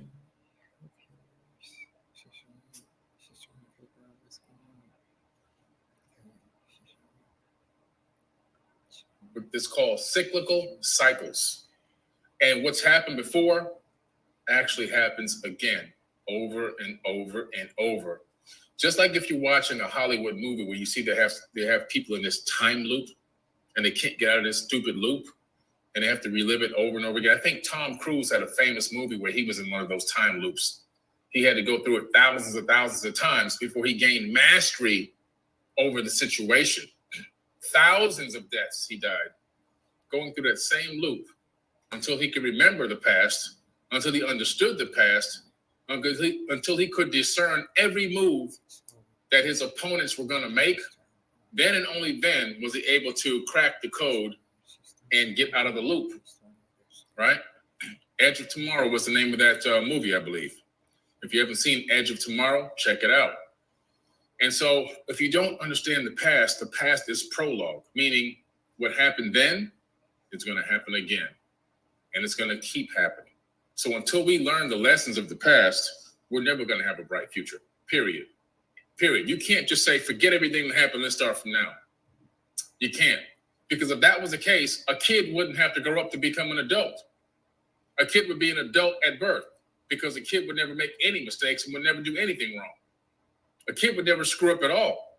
You come out of the womb, boom, you're ready to go to work. You're a full-grown adult. You should be able to know how to talk, how to walk, how to ride a bike, how to drive a car, whatever, right? Because, hey, the past doesn't matter. You see what I'm saying? The past does matter because it's only by the past that we actually create our own future. It's learning from the lessons of the past. If I'm a baby learning how to walk and I crawl up to the edge of a couch or a little table and I try to get my balance and take that first step and fall on my face, that is now in the past. But if it wasn't for that first step, my brain would not be able to calculate the adjustment needed to take the next step and the next step. You see what I'm saying? The past does matter. It matters a lot. It matters more than anything. Without the past, we don't have a future. without learning from the past, I should say, we don't have a future. That's how important it is. All right. So it's all about understanding what really happened, how, what, where, why, when, and how does that directly affect us today? And then how does the knowledge of that change the way we move forward in the future? Not only us, but future generations of us. And right now, we are stuck in a religious debacle on this planet.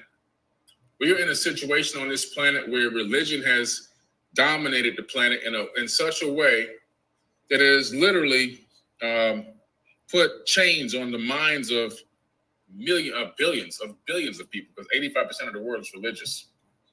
85% of the world. Out of 8 billion people, 85% are religious.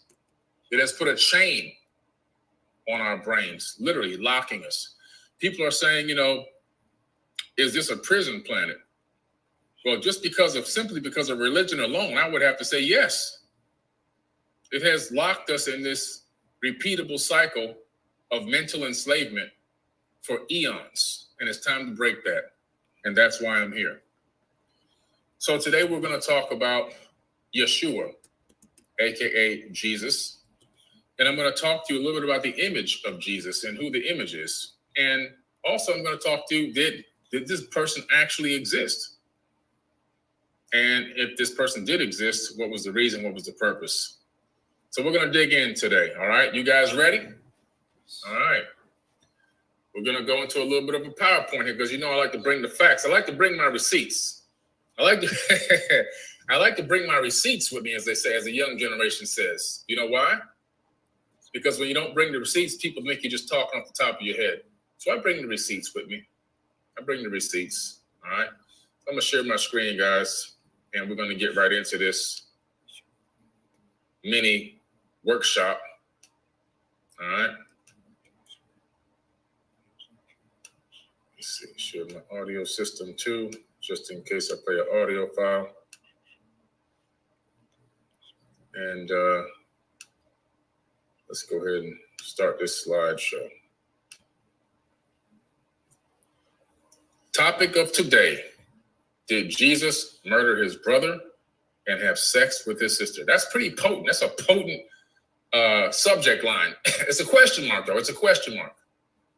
Okay? I'm asking a question, and I'm going to present some evidence to you today that's going to show you who is the person portraying to be what we consider to be the modern day Jesus in modern society. And I'm going to trace back some of the Jewish roots, and we're going to find out a little bit more history there as to where a lot of these things come from and who's controlling the narrative, so to speak, right?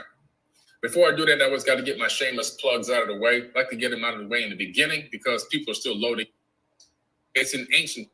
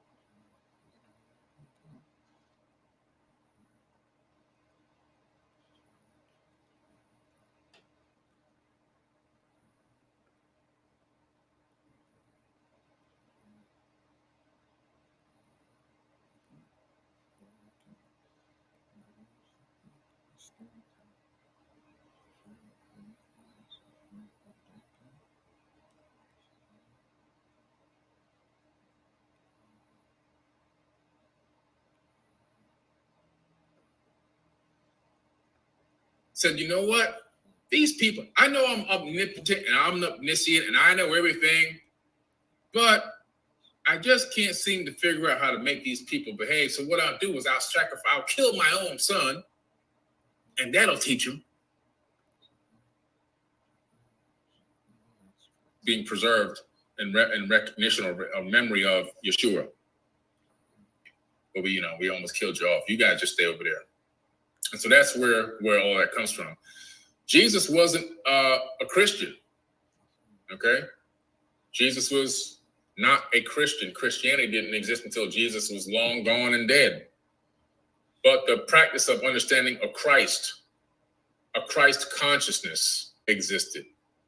And understanding what it meant to ascend to a higher level of consciousness, they called it Christ consciousness. It's an ancient text in deep antiquity. It has nothing to do with Jesus Christ. Jesus, or really his name is Yeshua, is just one of many teachers of Christ's knowledge and wisdom. Okay? This image here is from Egypt. It's from the Coptic Museum. Okay? This is from the Coptic Museum. This is a very, very old image of Yeshua, not Jesus, not Hail Zeus, but Yeshua, okay? Giving a lesson and talking to people, possibly his disciples on the right and possibly people that he's speaking to on the left, right? Or vice versa, depending on which angle you're looking at this.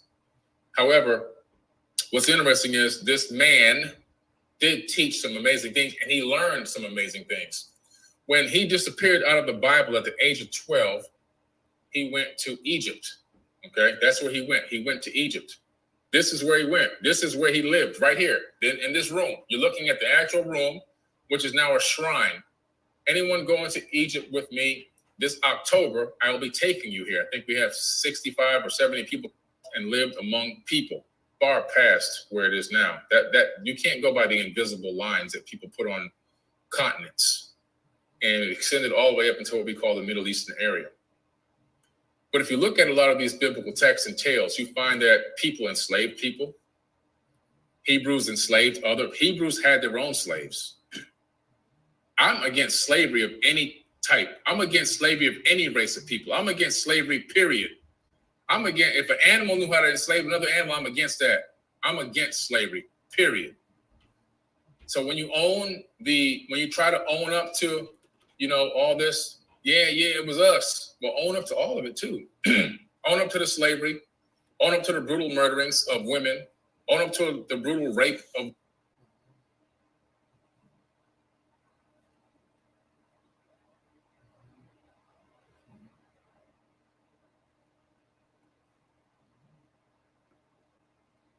This $30 bag is taking the travel industry by storm. It keeps all your valuables safe in one. And knocked off our lifespan from thousands of years to less than 100 years, pretty much. I mean, 120 max, but now in this day and age, you're lucky to live to 75, right? Everybody's dropping like flies out here. But they found out that if you live long enough, you can gain a certain level of knowledge and wisdom, which would allow you to ascend to a higher level of consciousness. So they significantly shortened our lifespan so that we would never obtain enlightenment, because it takes a long time to obtain that level of enlightenment. And so they figured that by doing that, by shortening the lifespan, they can keep our souls regenerating on this planet over and over again and keeping us entrapped and enslaved on this prison planet by the method of shortening our lifespans. Pretty interesting. It's in some text. It's a pretty interesting theory. If it is real, I can't verify it because I don't know, but I'm just telling you what's in the text. Another way to look at it is this too, from a quantum physicist point of view, from a scientific point of view, you have to realize that if you're in a higher dimension, time doesn't even exist. Past, present, and future happen at the same exact time, all at once. And so, from that perspective, looking at somebody die and reincarnate, you don't have to necessarily follow the arrow of time, and you don't necessarily have to even be on the same planet, because energy, once your energy leaves your body, it goes back into the energy field, the energetic field that exists, that we're all plugged into, but we just can't sense it. And then from there, it can literally reappear in the third dimension as anything, anywhere, at any time, in the past, in the present, or in the future. Sometimes people only talk about their past lives as if it was something that happened only on Earth and only in a linear fashion. In other words, the first time I died, it was during the Egyptian era. Then the time before that, when I died, it was, caveman era or whatever. Or, it's always like it's either Egypt, and then it's not specifically Egypt. I'm just giving a time frame. The Egypt time frame when it first started, ancient Egypt, and then next time it's like Renaissance era, and then the next time it's like now. So that's interesting. I'm not doubting those people. What I'm saying is, don't think that those are the only lifetimes you possibly had, because you can actually come back in the future, what we would call the third dimension, the future. You can come back in the past, and you can come back not only on Earth, but any planet in the entire universe. You can come back not even as a human being. You can even come back, as a blade of grass. You can come back as a rock. You can come back as anything. You can come back as a different gender. Some people tend to believe that they were the same gender every time they incarnate.